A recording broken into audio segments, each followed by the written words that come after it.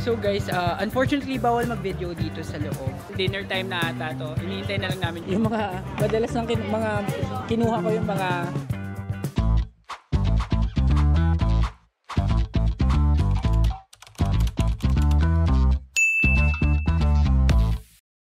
Hi amazing people and welcome back to my YouTube channel.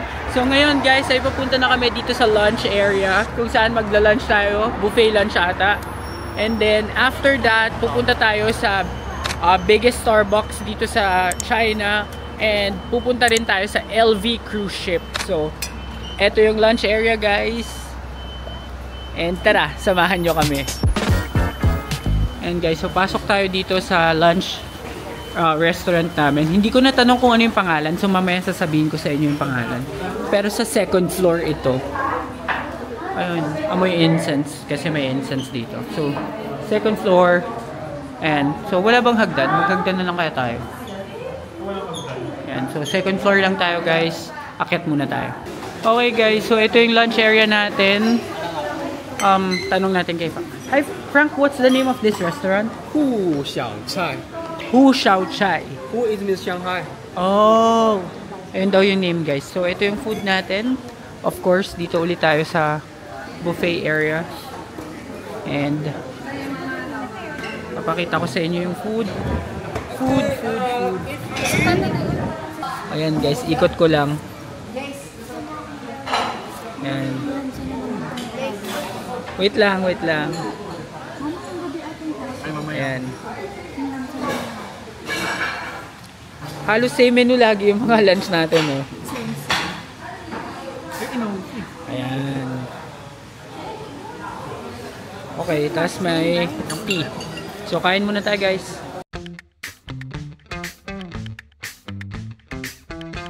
Guys, tapos na kaming kumain at pabalik na rin kami dito sa bus. Mabilis ang kain lang to para marami kaming mapuntahan.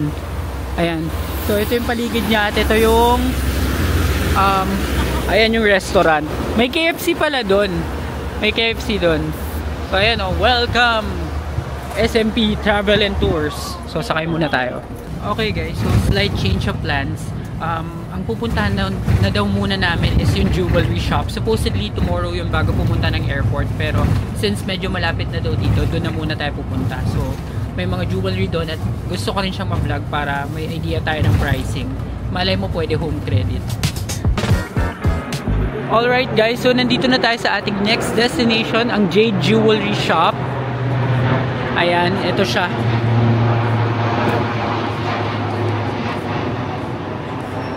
Ang pangalan niya is Runyan Fang Art Museum.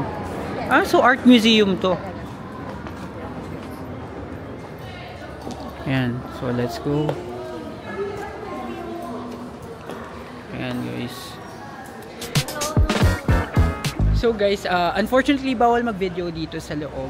Pero napakagandang experience nito guys dito sa ano pangalan nitong jewelry? Basta dito sa Jade Jewelry Shop. Bakit? Kasi nakausap namin mismo, nangyari na nandito yung may-ari or yung anak ng may-ari ng jewelry shop na ito, si Jack. Ang pangalan niya Jack, and we were able to buy a lot. Grabe. Nag-build lang kami ng rapport sa kanya as a group. Tapos nagbigay siya ng libreng pearl cream.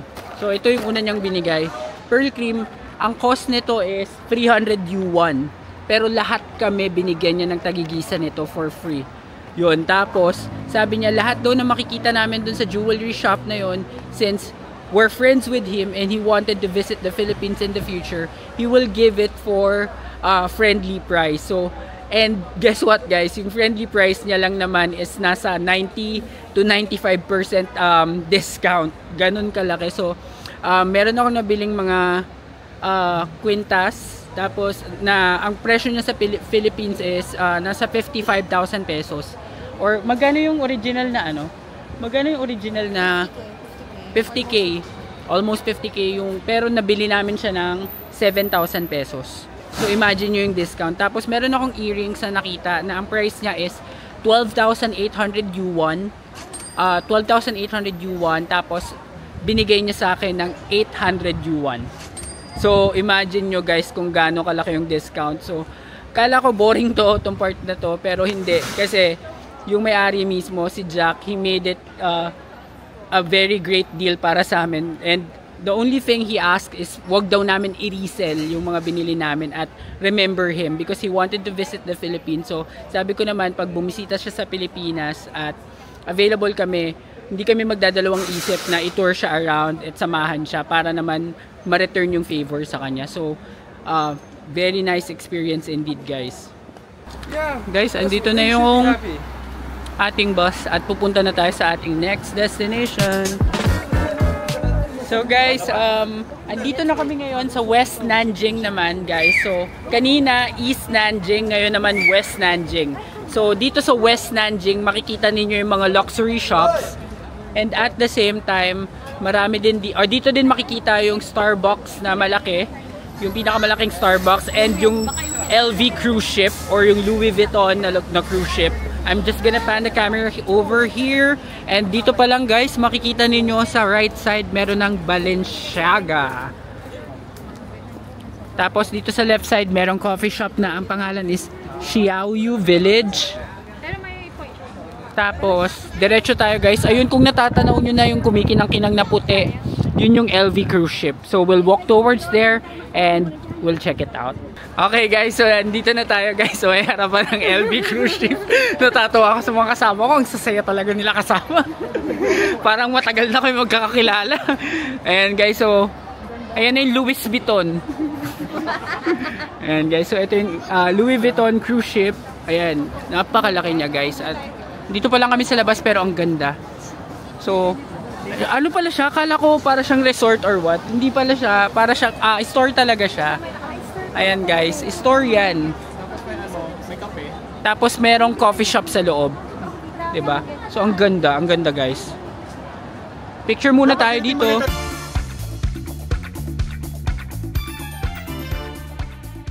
Ayan, guys, so nandito kami sa gilid ng ship. Kapag makakapasok ka or makakaakyat ka dun sa taas, kapag bumili ka, may reservation area sila banda doon. At kung sino lang yung may reservation at yung may K na makabili, sila lang yung makakapasok dito sa areang ito. So, on the other side of this, you will see itong Starbucks Reserve Roastery naman. So, ito yung pinakamalaking Starbucks, guys. So, dito yung mas affordable, guys, to be very honest, kung ikukumpara dun sa kabila sa Louis Vuitton. Ayan, and then kung makikita ninyo, guys, sobrang daming tao din. Pero hindi naman siya overcrowded. So, you're still gonna be able to take photos. May mga pamburang apps naman ng mga tao. Ayan, so enjoy namin yung moment dito. And there are also a lot of shops dun sa kabilang side that you would see kapag nag-ikot-ikot kayo dito. And napansin ko, guys, meron ditong Metro Line 13 exit number 5. So para sa mga magko-commute at pupunta dito sa part na to ng West Nanjing, ang bababaan niyo is tong Metro Line 13 exit number 5. Ayan, ito mismo. So para may idea kayo, kasi pwede nyong i-DIY ito. Ayan. So let's go, and dito naman tayo sa Starbucks. So guys, ito naman yung harapan. Ito yung Starbucks Reserve Roastery. Ayan, ang ganda din niya, guys. And siguro maganda din to kapag gabi, no? Maganda din to kapag gabi, yan. Ang dami nagpipicture, guys, so magpipicture-picture lang din muna tayo.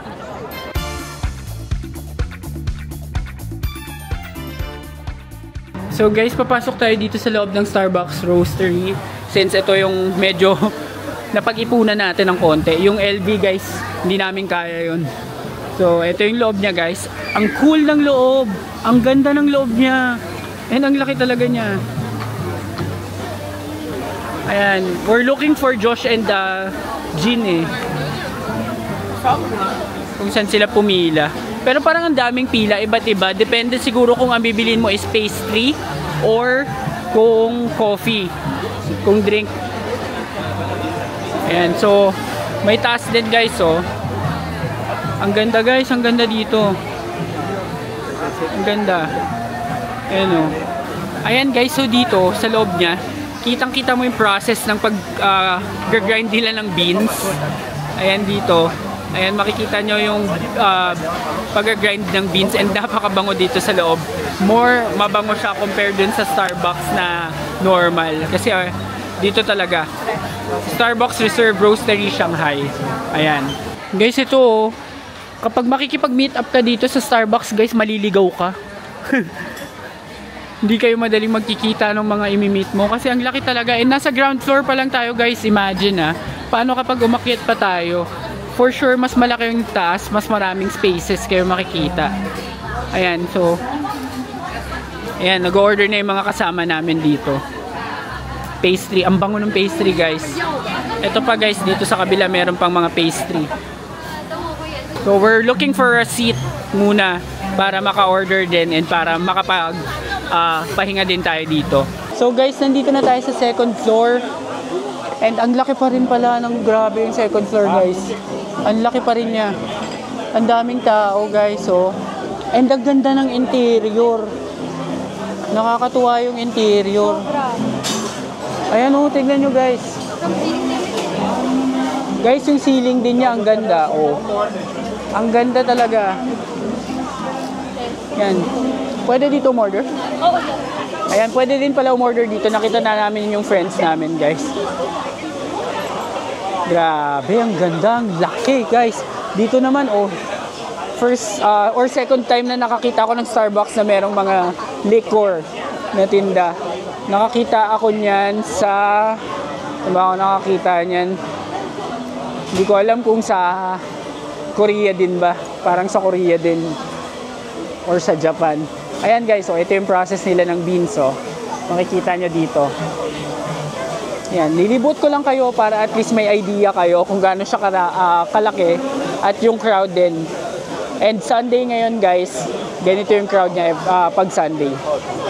So, hanap na tayo ng upuan at order na rin tayo. Guys, so order na kami. Tignan nyo to, meron silang mooncake na Starbucks. Yan. So tingin tayo kung ano mabibili natin dito. Medyo sabi nila medyo mas mahal daw yung menu nila. Ayan, so ito yung pricing niya, guys, para may idea kayo. Blackcurrant plum cold brew glacier is 68 yuan. Ice. Medyo mahal yun, guys. Guys, di na kami bumili. Ayan. Pero itong Starbucks na to, guys, may mga inuman area. Tapos may mga cocktails, so. Ayan, so pababa na kami. Papakita ko sa inyo yung POV kapag pababa ka ng Starbucks Roastery Shanghai. Ayan, oh. Makikita ninyo ang proseso nila. Ang galing, oh. Talagang literal na may gumagawa. May nagpo-process ng beans habang daming tao. So nakakabilib siya. And machine lahat gumagawa, guys. Bango-bango talaga. Mabango dito, guys. Ayan, so last look. Ito sa baba.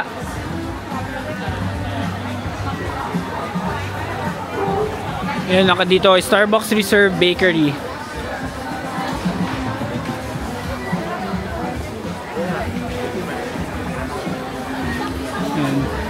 Dito tayo. Of course, may mga souvenir items din dito. Mga tumblers. Mga, kung gusto nyo nung bumili nung ano nila, beans. Meron din, guys. Ayan, ang dami dito mapagpipilian. Yung mga may nakalagay na Shanghai. Pwedeng pwede. Ito, mugs. Meron din pala mugs. Sandali lang, guys.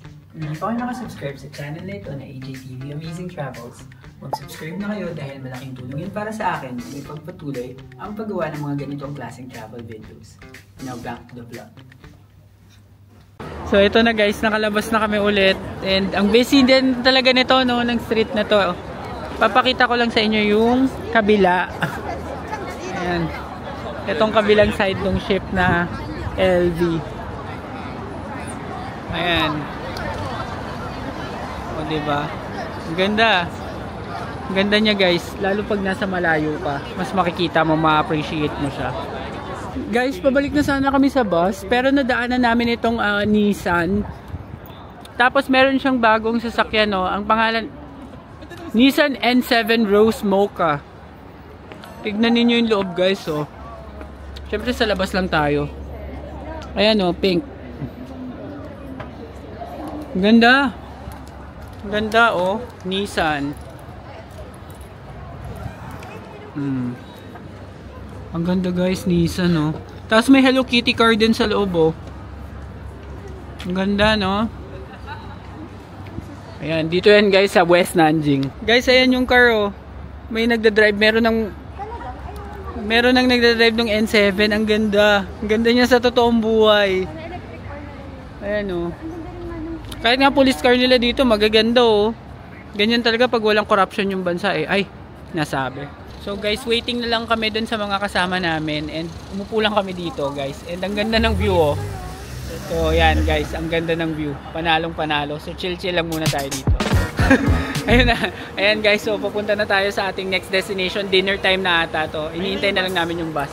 Which is right over there. So, let's go na. Doon tayo sa bus stop, syempre. Ayan. Jean, anong masasabi mo sa tiba ng tagpa 400? Oh, masarap daw oh. Pero kanina parang nasusuka. Guys, andito na tayo sa ating final stop para sa episode na ito. Ito ang Shangshi Yu Restaurant. Ayan. So, dito tayo sa Shangshi Yu Restaurant. Ata. Hindi pala ya. Hindi pala sure, kala ko dyan. Doon pala. Hindi pala dyan. It's a prank. Joke lang guys. Dito pala kami sa ano. RT Mart. Sa RT Mart. Sa Cartimar. Sa Cartimar pala kami. Ayan guys. So dito pala tayo sa entrance to RT Mart. Retweet Mart. Ayan guys. So dito tayo sa RT Mart. Pumasok. Kala ko dun sa restaurant, kala naming lahat, natuwa na sana kami kasi ang ganda ng itsura. So, susundan lang namin sila, Frank, at tignan natin kung saan sila pupunta. Ayan, aakyat sa second floor, guys. Ah, hindi, sa basement pala. Basement, bababa tayo sa basement, guys. Ayan. So, tignan natin kung ano magiging pangalan ng kainan natin ngayon. Oh! Ayan guys, maganda din pala, panalo din pala. Ang pangalan is Surprising Shuanba. And it's really surprising. Ayan guys, oh, ang ganda, may experience natin yung ano, yung umiikot-ikot na menu. Ayan, so dyan tayo guys, let's go. Let's go, let's go, let's go. Guys, wow, napakagandang experience naman ito. Tignan nyo. First time ko to makakaano sa mga kung ano man sa buffet na nakaupo ka tapos umiikot na lang sa'yo yung pagkain at ikaw na yung bahalang kumuha. Guys, ito yung dito ako talaga nag-look forward sa dragon fruit. Tapos meron din mga chicken and then meron pang ayan, yung mga pang hot pot. Though hindi ako mahilig sa hot pot guys, pero may mga fruits naman kaya okay na rin ako dito guys. So kasama din dito yung soup. So I'll just walk towards doon sa punta sa area na kukuha ka ng soup. So and kasama to guys kasama to sa dinner sa binuko sa SMB Travel and Tour. So you can get juices, may ice cream dito, may juice, fresh juice, may soft drinks, tapos may hot pot ingredients. Yan, so kuha muna tayo. Thanks man. Guys, inuna ko yung ice cream. Kasi ito sure ako. So, tikman ko siya.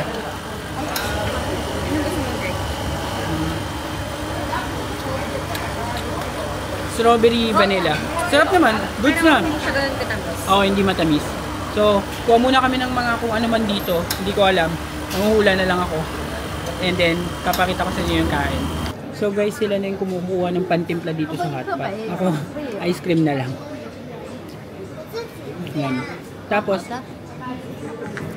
ang ganda no? Ang ganda nitong paikot-ikot. Alam ko may mga nakatry na nito sa inyo, pero bago siya sa amin, kaya nakaka-amaze siya. Tapos hindi lang siya pure na magluluto ka. Meron din mga ready-made na pwede mo nang kainin agad. So, yun yung maganda dun. May fruits pa. Gaya nito, kukuha tayo nitong watermelon. Tapos meron din singkamas. Ayan guys, papakita ko sa inyo yung mga dumadaan. Ayan. So, manguhuli tayo. Ayan, fries daw. Gusto pa ni Kyla ng fries. Kuha pa tayo ng fries. Ayan. Ito, ketchup. Tapos ito, may gulay na something. Ito, may parang fish na okoy ata yan. Watermelon, of course. We'll get more fruits. And parang fruits lang din talaga yung gusto ko dito eh. Ito yung mga seashells na pwedeng ihalo sa hot pot, guys. Tapos pwede nyo nang i-on yung inyong hot pot para umiinit na siya. Ito meron din candy, guys, oh. And yung katabi ko is Chinese, kaya kumukha sila ng mga masasarap na Chinese food para sa kanila. And so, ito ang aking view, tong harap. Ganda. So, let's enjoy this, guys. So guys, ang dami ko na nakuha. Yung mga, madalas lang kinuha ko yung mga ready to eat na. Gaya nitong mochi na to, guys. And, sarap.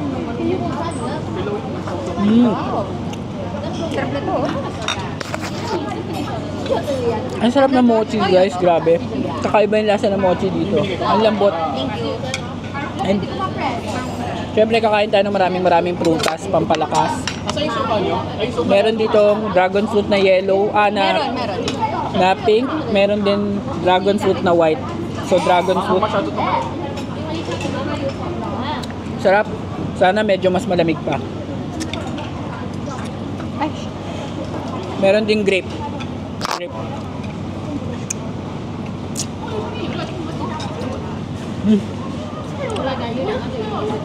Masarap talaga, guys. So, ine-enjoy namin to kasi nga bago sa amin.